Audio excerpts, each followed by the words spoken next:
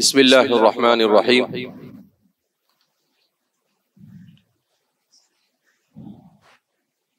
क़ालल्लाहु तबारक व तआला फ़ी किताबिहिल मजीद वल फ़ुरक़ानिल हमीद। फ़अऊज़ु बिल्लाहि मिनश शैतानिर रजीम। बिस्मिल्लाहिर्रहमानिर्रहीम।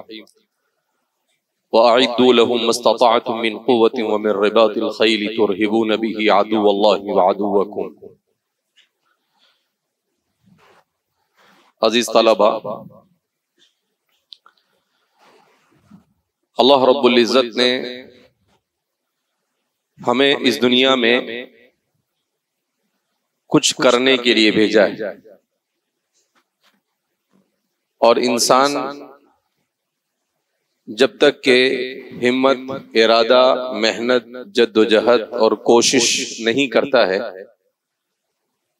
वहां तक के अल्लाह की तरफ से कामयाबी मुक़द्दर नहीं की जाती। अगर हम तारीख़ इस्लाम का मुताला करें तो हमें दो तरह की चीजें नजर आती है। सलाहुद्दीन अय्यूबी के जमाने में जब सलीबी जंगें हुई तो कहा जाता है कि ईसाई दुनिया इसने हथियारों पर और उस जमाने की टेक्नोलॉजी पर मेहनत न कर कर सिर्फ कलीसाओं में दुआओं के ऊपर इक्तिफा किया, जिसका नतीजा ये हुआ कि 12 जंगों में उन्हें शिकस्त हुई।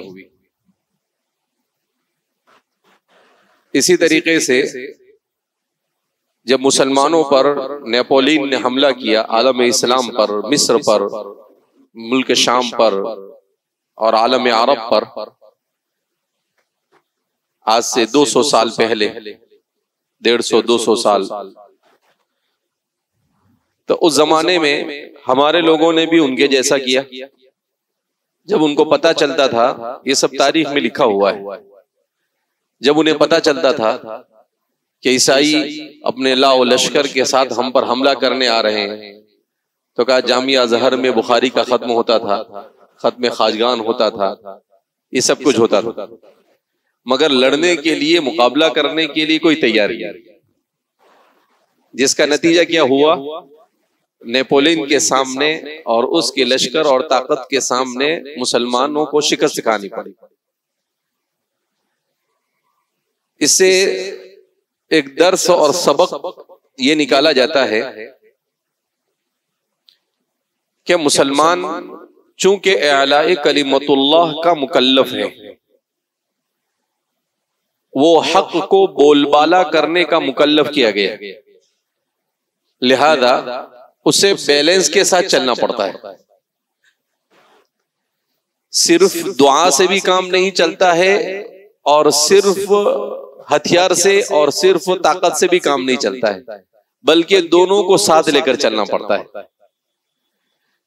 नबी करीम सल्लल्लाहु अलैहि वसल्लम ग़ज़वे बदर के मौके पर हजरत सहाबे किराम रिज़वानुल्लाहि ताला अन्हुम मजमईन के साथ मैदान में उतरते हैं। एक तरफ हजरत सहाबे किराम रिज़वानुल्लाहि ताला अन्हुम मजमईन जंग की तैयारी करते हैं और दूसरे तरफ मेरे और आपके आका अहमद मुस्तफ़ा सल्लल्लाहु अलैहि वसल्लम क्या करते हैं? सहाबा फरमाते हैं जअलना लहु अरीशा, हमने रसूलुल्लाह सल्लल्लाहु अलैहि वसल्लम के लिए अरीश बनाया, एक छप्पर बनाया। तो आप सल्लल्लाहु अलैहि वसल्लम रात भर उसमें दुआ करते रहे, रो रो कर अल्लाह से मांगते रहे। सय्यदुना हजरत अबू बकर सिद्दीक रज़ियल्लाहु ताला अन्हु भी वहीं पर थे। हजरत अबू बकर सिद्दीक रज़ियल्लाहु ताला अन्हु फरमाते हैं कि आखिरी पहर में अल्लाह के रसूल सल्लल्लाहु अलैहि वसल्लम ने अल्लाह से खूब मांगा और फिर कहने लगे, अल्लाहुम्मा इन तुहलक हादिहिल इसाबतु लन तुअबद अबदा, अल्लाह ये मैं 313 को लेके मैदान में उतरा हूं, अगर आज ये खत्म हो गए तो कयामत तक तेरी इबादत करने वाला कोई नहीं रहेगा। अल्लाहु अकबर। फरमाते हैं कि रसूलुल्लाह सल्लल्लाहु अलैहि वसल्लम की ज़बान अक़दस से ये कलिमात निकल रहे थे और आप अपने हाथों को यूं बुलंद कर कर दुआ कर रहे थे, यहाँ तक कि आपके रिदाए मुबारक भी क्या हो रही थी, गिर रही थी। अबू बकर ने संभाला और अब आपके हाथ पकड़ करके वअदल्लाह, अल्लाह अपना वादा पूरा करेगा। अल्लाह के रसूल सल्लल्लाहु अलैहि वसल्लम आप ये क्या कह रहे हैं? लेकिन बहरहाल अल्लाह की और रसूलुल्लाह सल्लल्लाहु अलैहि वसल्लम की राज़ व नियाज़ की बातें थी, तो हुज़ूर ने दुआ भी की, मगर साथ में सहाबा को भी दुआ में नहीं लगाए, लेकिन वो पूरी तैयारी के साथ मैदान में आए। तो मालूम क्या हुआ कि बैलेंस जरूरी है, कि जिस जमाने में हम जिंदगी, दूसरी जंग को देखो आप, तीसरी जंग को, जंग ओहद के बाद तीसरी जंग कौन सी है? ग़ज़वे अहज़ाब, ग़ज़वे खंदक जिसको कहते हैं, कुरान करीम की पूरे सूरह मुबारका है। तो उसमें क्या है? उसमें अल्लाह के रसूल सल्लल्लाहु अलैहि वसल्लम ने जंग की टेक्नोलॉजी इस्तेमाल की। क्या इस्तेमाल किया? जंग की टेक्नोलॉजी। क्या जंग की टेक्नोलॉजी थी? अब एक तरफ पूरा अरब उमड़ आया, 12 से 15 हजार का लश्कर, और अभी तो ग़ितफ़ान और मुज़र के और भी बहुत सारे कबाइल आने वाले थे, तो हजारों की तादाद, और सहाबा बेचारे कम थे। तो अब अगर अल्लाह रब्बुल इज्जत चाहता तो उतने से भी उनको शिकस्त दे सकता था, जैसे 313 ने बदर में उनको। लेकिन अल्लाह रब्बुल इज्जत क़यामत तक आने वाली उम्मत के लिए क्या बना रहा था? रोड मैप बना रहे थे अल्लाह, और उम्मत को बताना चाह रहे थे कि भाई कैसे हालात में कैसे निपटना। ठीक है, अल्लाह के रसूल सल्लल्लाहु अलैहि वसल्लम है तो फरिश्ते भी उतर जाएंगे, मदद भी हो जाएंगी, लेकिन बाद में आने वाली उम्मत का क्या होगा? लिहाजा इस बिना पर कहा कि नहीं, आप असबाब इख्तियार करो। तो अल्लाह के रसूल सल्लल्लाहु अलैहि वसल्लम ने सहाबा से मशवरा किया कि भाई क्या करना है अपने को। हजारों की तादाद में लोग हथियारों से लैस होकर आ रहे हैं और मदीना की ईंट से ईंट बजाने का प्लान बना रहे हैं, हमें क्या करना चाहिए? सबने अपनी अपनी राय दी। सय्यदुना हजरत सलमान फारसी रज़ियल्लाहु ताला अन्हु खड़े हुए और कहा, अल्लाह के रसूल सल्लल्लाहु अलैहि वसल्लम, हम मुल्क फारस वाले, क्योंकि उस वक्त फारस का दबदबा था, उस वक्त की सुपर पावर कौन थी? फारस। गुलिबतिर रूम फी अदनल अर्दि व हुम मिन बअदि गलबिहिम सयगलिबून, कुरान ने बयान किया ना इसको। तो रूम मगलूब हो चुका था। रूम का मगलूब होना यानी ईसाइयों का मगलूब होना और फारसियों का उन पर गालिब होना। तो मक्के मुकर्रमा में जब अल्लाह के रसूल सल्लल्लाहु अलैहि वसल्लम थे, उसी मौके पर यह वाकया पेश आया था। तो इसीलिए हजरत अबू बकर और कुफ्फार मक्का के दरमियान इस सिलसिले में एक डायलॉगिंग हुई और कहा कि देखो, तुम भी किताब वाले हो और रूम भी किताब वाले हैं, जैसे वो हारे तुम भी हमसे हार जाओगे, इसलिए कि हम आग की इबादत, वो लोग आग की इबादत करते हैं फारस वाले, और हम पत्थर की इबादत करते, तो हम दोनों एक जैसे हैं। तो कहा कि इसका मतलब ये है कि ये इस बात की अलामत है कि हम जीतने वाले हैं और तुम हारने वाले। हजरत अबू बकर ने कहा, लग जाए शर्त, सवाल ही नहीं पैदा होता है कि तुम जीतो। देखो तो सही, ये मक्के मुकर्रमा के इब्तिदाई दौर में अबू बकर क्या कर रहे हैं? चैलेंज कर रहे हैं, लगा दे शर्त बोले। तो अल्लाह के रसूल सल्लल्लाहु अलैहि वसल्लम के पास बाद में आया कि आपने तो शर्त लगा दी, हमने तो एक आदमी के साथ, ये कुफार मक्का के साथ, सनादीद कुरैश के साथ। अच्छा, कुरान की आयत, गुलिबतिर रूम फी अदनल अर्दि व हुम मिन बअदि गलबिहिम सयगलबून। कहा ठीक है, रूम अभी मगलूब हो गए, लेकिन अनकरीब फिर गालिब आ जाएंगे। वो बहरहाल एक तफसीली चीज है, इसलिए कहते हैं कि सीरत और कुरान को अच्छे से पढ़ना चाहिए। बहरहाल हम अपने मौजू की तरफ आते हैं। तो हजरत सलमान फारसी ने कहा कि हम फारसी लोग सुपर पावर रहे हैं अनकरीब माजी करीब के अंदर में। हम क्या करते हैं कि जब कोई बहुत बड़ा लश्कर ऐसा हमारे ऊपर हमला करने वाला हो, जिस लश्कर की जाहिरी असबाब के तौर पर हम उसका मुकाबला नहीं कर सकते, कि वो हमसे 10-20 गुना ज्यादा है और हम उससे इतने कम हैं, तो हम एक टेक्नोलॉजी इस्तेमाल करते थे, उस जमाने की टेक्नोलॉजी।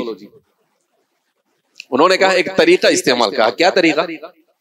हम क्या करते कि जैसे हम मदीना में तो कहा हम मदीना से बाहर इनके साथ लड़ने के लिए नहीं जा रहे, एक काम करें, हम सब मदीना में ही रहे।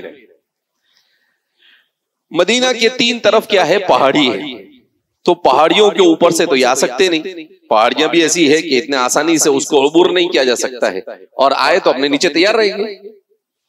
एक ही तरफ रास्ता है, हमवार जमीन है, जहां से ये लोग क्या हो सकते हैं, एंटर हो सकते हैं। तो एक काम करें, जहां से मदीना में दाखिल होने का रास्ता है उस रास्ते पर हम खंदक खोद दें। क्या खोद दें? खंदक खोद दें। अगर हम खंदक खोदेंगे तो वो इधर आ नहीं पाएंगे, तो ना वो इधर आएंगे। अब वो कब तक के इंतजार करेंगे? खाना पीना, इतना बड़ा लश्कर है तो खिलाने का, पिलाने का, रहने का कोई आसान काम है नहीं। कुछ देर इंतजार करेंगे, छोटी मोटी झड़पें होगी और फिर क्या हो जाएंगे, ये भाग जाएंगे। अल्लाह के रसूल सल्लल्लाहु अलैहि वसल्लम ने मुस्कुराया। हुजूर ने कहा असहाब सलमान, सलमान कहता तो सही है, अपने भी ये टेक्नोलॉजी क्या करनी चाहिए, इख्तियार करनी चाहिए। तो हुजूर ने कहा चलो सहाबा से, कहा चलो खंदक खोदो। अब सहाबा ने मिलकर क्या कर दिया, खंदक खोदी। और हुआ ऐसा ही जैसा सलमान फारसी ने कहा था। वो आए तो अरब में पहली मर्तबा उन्होंने खंदक खोदी हुई देखी। अब वो इतनी गहरी थी कि अगर अंदर कोई गिर जावे तो वापस ऊपर चढ़ नहीं सकता, और इतनी चौड़ी थी कि पहाड़ अगर वो घोड़े को भी लेकर आए तो घोड़े को भी कूदा नहीं सकता था, और कितना भी छलांग लगाने वाला आदमी वो खुद भी कूद नहीं सकता था। इसकी बड़ी तफसीलात सीरत की किताबों के अंदर में मौजूद है। तो अब वो इधर आ नहीं सकते थे। वो आए तो वो आकर एकदम हैरान हो गए कि ये क्या है, कैसे जावे अपने मदीना में, ये तो खंदक खोदी हुई है। तो उन्होंने वहां पर दूर एक जगह पर क़याम कर लिया और चक्कर मारे कि कहीं से घुसने का रास्ता है, कहीं से रास्ता है, कहीं से रास्ता है। वो बड़ी दिलचस्प चीजें हैं। खंदक की तफसीलात में इंशाल्लाह किसी मौके पर बताऊंगा कि वो कितने फीट गहरी थी, कितनी चौड़ी थी, और कितने लोगों ने खोदा। आज के एतबार से अगर उसको खोदना हो तो मशीनों से उसको खोदने में कितना अरसा लगे, ये भी सब लोगों ने निकाला है। क्या अगर आज हमारे जमाने में खोदने के जो आलात है, क्या कहते हैं उसको, जेसीबी वगैरह, उसको लगाकर भी खोदा जावे तब भी उतनी देर में नहीं खोदा जा सकता था जितनी देर में सहाबा ने खोद दिया था उसे। तो वो भी एक मौजिजे से कम नहीं। बहरहाल तो अब उस टेक्नोलॉजी को इस्तेमाल किया, इसको टेक्नोलॉजी कहेंगे। टेक्नोलॉजी का मतलब ये नहीं कि कोई मशीन बनावे, कोई आला बनावे। टेक्नोलॉजी का मतलब क्या है, अपना दिमाग ऐसे चलाए कि सामने वाले को मात देवे, और इंसान अपनी जरूरत को आसानी के साथ और अपना डिफेंस आसानी के साथ कर सके। ये है टेक्नोलॉजी। टेक्नोलॉजी के लिए लाइट का होना ये सब कुछ जरूरी, हर जमाने की अपनी टेक्नोलॉजी होती है। तो वो उस जमाने की टेक्नोलॉजी थी जिसको रसूलुल्लाह सल्लल्लाहु अलैहि वसल्लम ने इख्तियार किया। आप समझ रहे होंगे गाड़ी किधर जा रही है, मिंबर के ऊपर कुछ चीजें देखकर मैं भी समझ रहा हूं। अब कुरान करीम में अल्लाह फरमाते हैं वअइद्दू लहुम मस्तताअतुम मिन कुव्वतिन व मिन रिबातिल खैल, के अइद्दू लहुम मस्तताअतुम मिन कुव्वा, तुम तैयार रहो, तैयारी करो तुमसे जितनी हो सके, चाहे वो ताकत से हो या वो घोड़ों को पालकर हो। रिबातिल खैल तुरहिबून बिही अदुव्वल्लाहि व अदुव्वकुम, जिसके जरिए से तुम अल्लाह के दुश्मन को और तुम्हारे दुश्मन पर अपनी धाक बिठा सको और उन पर रौब और दबदबा डाल सको। इस आयत करीमा की तफसीर करते हुए हमारे इस जमाने के मुफस्सिरीन ने लिखा है कि कुरान करीम ने कहा अइद्दू लहुम मस्तताअतुम मिन कुव्वा, तुम दुश्मन का मुकाबला करने के लिए तैयारी करो मिन कुव्वतिन। अब कुव्वत में सब कुछ आ गया, चाहे कुव्वत इंसानों को मजबूत बनाकर मुकाबले के काबिल बनाकर हो, वो भी आ गई इसमें। अगर दिमाग से और टेक्नोलॉजी के साथ अगर जंग हो रही है तो उस टेक्नोलॉजी को इख्तियार करना। शेखुल इस्लाम फ़क़ीहुल्लाह हज़रत मौलाना तक़ी उस्मानी साहब ने भी अपनी किताब आसान तर्जमे कुरान और तवज़ीहुल कुरान के अंदर में इसकी वजाहत की है, आप उसमें जाकर देख सकते हैं। और मजीद तफसील के साथ देखना हो आप उसको तो मारिफुल कुरान हजरत मुफ्ती शफी साहब उनके वालिद साहब की है, उसमें भी आप देख सकते हैं कि वो आइद्दू लहुम मस्तताअतुम मिन कुव्वतिन की क्या तफसीर की गई। तो कहा कि हर जमाने में मुसलमानों के लिए उस जमाने की साइंस, उस जमाने की टेक्नोलॉजी और उस जमाने की जो चीजें राइज है, उन चीजों का सीखना भी इस फर्ज में दाखिल है कि मुसलमानों की एक जमात को उसके लिए तैयार होना चाहिए।